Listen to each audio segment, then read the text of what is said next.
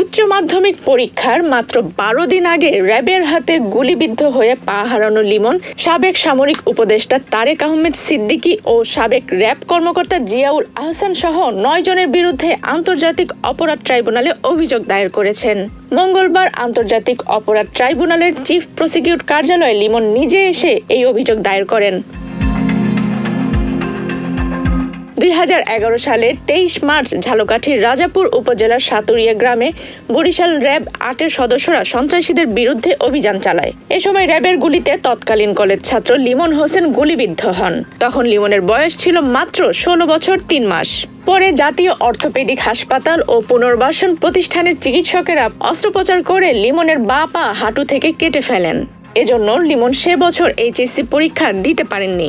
Eden বে কক্সবাজার সমুদ্র সৈকতের উপর নিজেদের একটি ঠিকানা।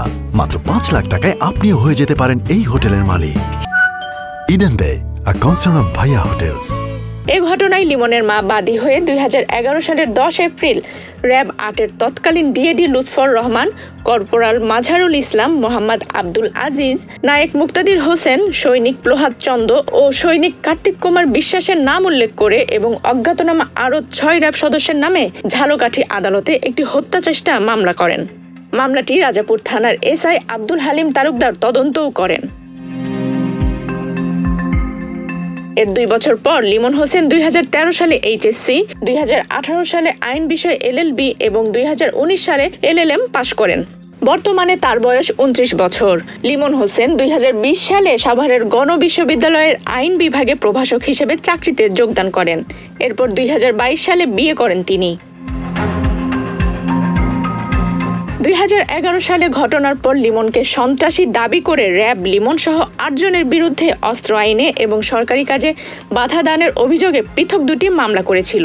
সেই ২টি মামলাতেই লিমন সহ সব আসামি আদালত থেকে ২০১৮ সালে নির্দোষ প্রমাণিত হন। ঘটনার শুরু থেকেই লিমনকে আইনি সহায়তা দিচ্ছে মানবাধিকার সংগঠন আইন ও সালিশ কেন্দ্র এবং ঝালকাঠির কয়েকজন আইনজীবী। নিজের সঙ্গে ঘটে যাওয়া ঘটনার জন্য বিচারের দাবি জানিয়ে লিমন হোসেন বলেন, ফ্যাসিস্ট শেখ হাসিনা সরকারের আমলে ন্যায় বিচার পায়নি। ন্যায় বিচারের আশা নিয়ে আন্তর্জাতিক অপরাধ ট্রাইব্যুনালে আজ অভিযোগ দায়ের করলাম।